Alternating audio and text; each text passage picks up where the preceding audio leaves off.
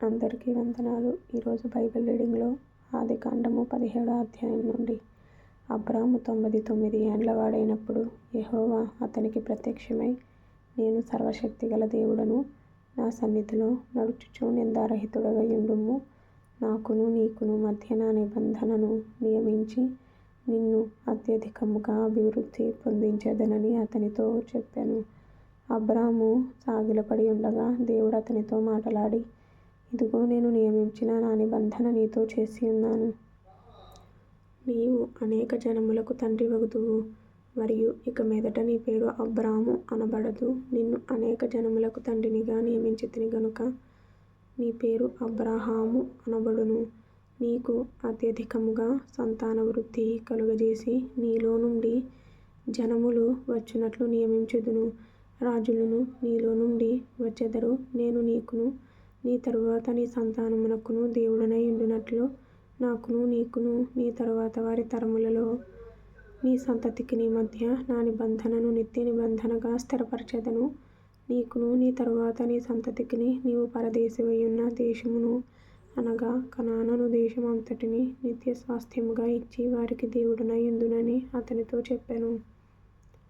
మరియు దేవుడు, నీవు మాత్రమే గాక నీ తరువాత వారి తరములలో నీ సంతతియు నా నిబంధనను గైకొనవలెను.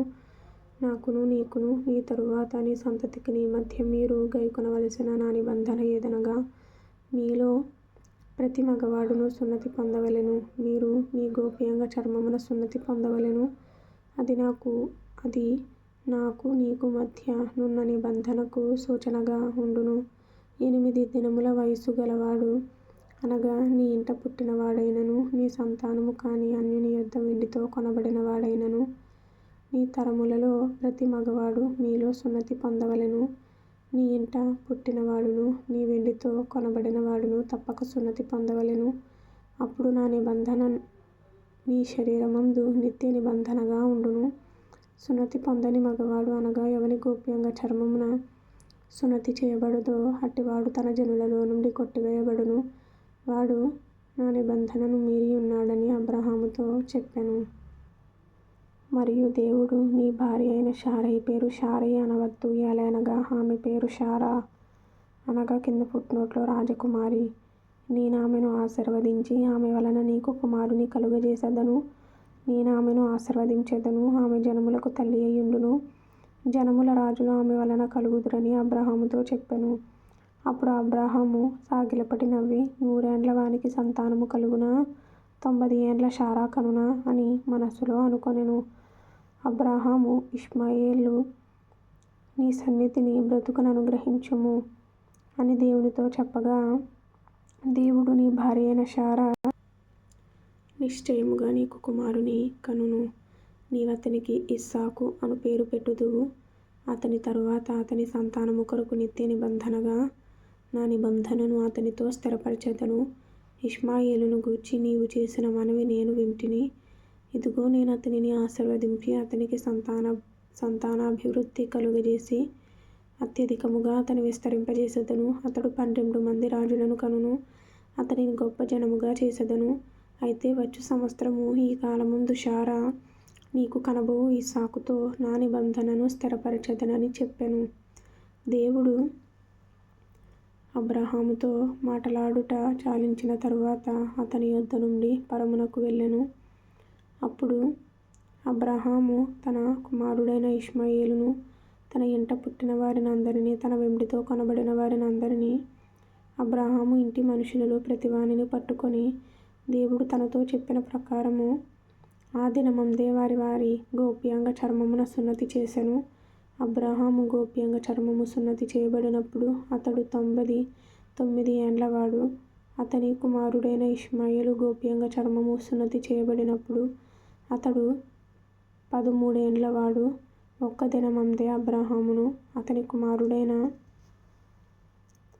ఇష్మాయేలును సున్నతి పొందిరి. అతని ఇంట పుట్టిన వారును అన్యుని యొద్ద వెండితో కొనబడిన వారును అతని ఇంటిలోని పురుషులందరూ అతనితో కూడా సున్నతి పొందిరి. ఇప్పుడు ఆదికాండము 18వ అధ్యాయం నుండి. మరియు మమ్రే దగ్గరనున్న సింధూర వనములో అబ్రాహాము ఎండవేళ గుడారపు ద్వారమందు కూర్చుని ఉన్నప్పుడు యెహోవా అతనికి కనబడెను. అతడు కన్నులెత్తి చూచినప్పుడు 3 మనుష్యులు అతని ఎదుట నిలువబడి ఉండిరి. అతడు వారిని చూచి గుడారపు వాకిట నుండి వారిని ఎదుర్కొనుటకు పరుగెత్తి నేలమట్టుకు వంగి, ప్రభువా, నీ కటాక్షము నా మీద నున్న ఎడల ఇప్పుడు నీ దాసుని దాటిపోవద్దు. నేను కొంచెము నీళ్లు తెప్పించెదను. దయచేసి కాళ్ళు కడుగుకొని ఈ చెట్టు క్రింద అలసట తీర్చుకొనుడి. కొంచెము ఆహారము తెచ్చెదను. మీ ప్రాణములను బలపరచుకొనుడి.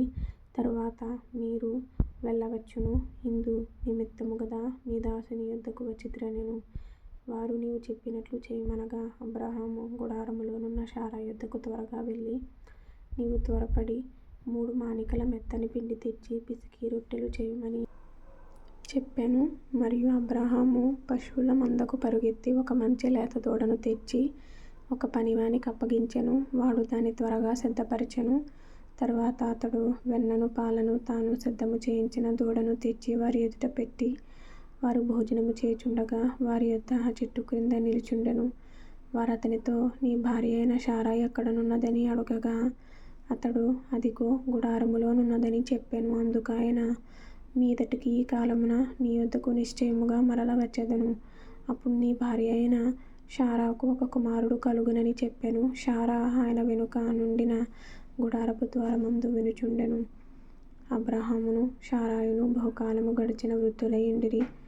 స్త్రీ ధర్మము శారాకు నిలిచిపోయెను గనుక శారా, నేను బలము ఒడిగిన దాననైన తరువాత నాకు సుఖము కలుగునా? నా యజమానుడును వృద్ధుడై ఉన్నాడు గదా అని తనలో నవ్వుకొనెను. అంతటా యెహోవా అబ్రాహాముతో, వృద్ధురాలనైన నేను నిశ్చయముగా ప్రసవించెదనా అని శారా నవ్వనేలా? యెహోవాకు అసాధ్యమైనది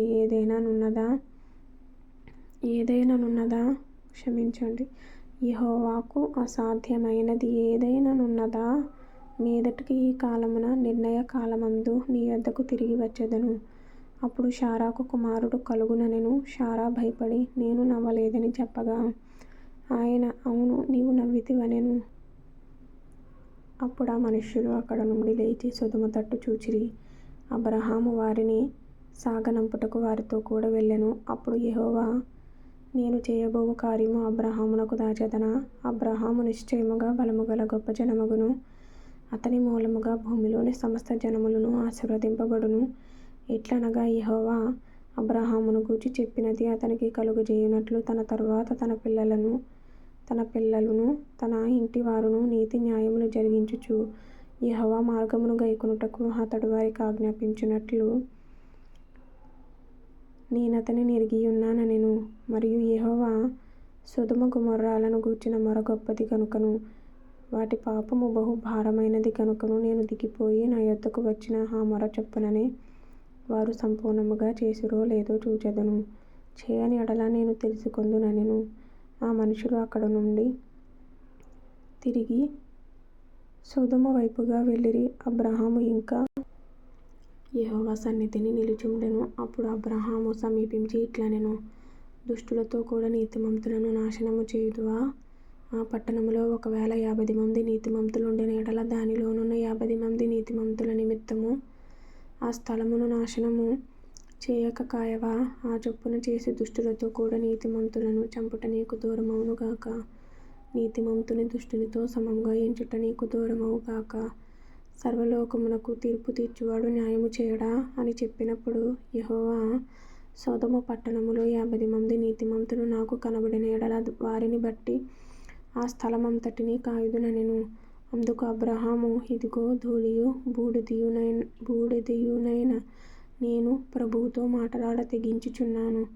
50 మంది నీతిమంతులలో ఒకవేళ 5 తక్కువైతే 5 తక్కువై నందున ఆ పట్టణమంతయు నాశనము చేయుదువా అని మరల అడిగెను. అందుకాయన, అక్కడ 45 నాకు కనబడిన ఎడల నాశనము చేయననెను. అతడింకా ఆయనతో మాటలాడుచు, ఒకవేళ అక్కడ 40 మందియే కనబడుదురేమో అనినప్పుడు ఆయన, ఆ 40 మందిని బట్టి నాశనము చేయక యుందునని చెప్పగా, అతడు, ప్రభువు కోపపడని ఎడల నేను మాటలాడెదను. ఒకవేళ అక్కడ 30 మందియే కనబడుదురేమో అనినప్పుడు ఆయన, అక్కడ 30 మంది నాకు కనబడిన ఎడల నాశనము చేయననెను. అందుకతడు, ఇదిగో ప్రభువుతో మాటలాడ తెగించితిని, ఒకవేళ అక్కడ 20 మంది కనబడుదురేమో అనినప్పుడు ఆయన, ఆ 20 మందిని బట్టి నాశనము చేయకుందుననగా, అతడు, ప్రభువు కోపపడని ఎడల నేనింకొక మారే మాటలాడెదను, ఒకవేళ అక్కడ 10 మంది కనబడుదురేమో అనినప్పుడు ఆయన, ఆ 10 మందిని బట్టి నాశనము చేయక యుందుననెను. యెహోవా అబ్రాహాముతో మాటలాడుట చాలించి వెళ్ళిపోయెను. అబ్రాహాము తన ఇంటికి తిరిగి వెళ్ళెను. వాక్యం చదివిన తర్వాత ప్రభు మాట్లాడిన మాటలు. ఈ వీడియో అవసరమైన వారు కొందరైనా ఉంటారు కదా, వాళ్ళకి షేర్ చేయండి. మీకు ఈ వీడియో నచ్చితే లైక్ చేయండి, అలాగే సబ్స్క్రైబ్ చేసుకోండి. అందరికీ వందనాలు.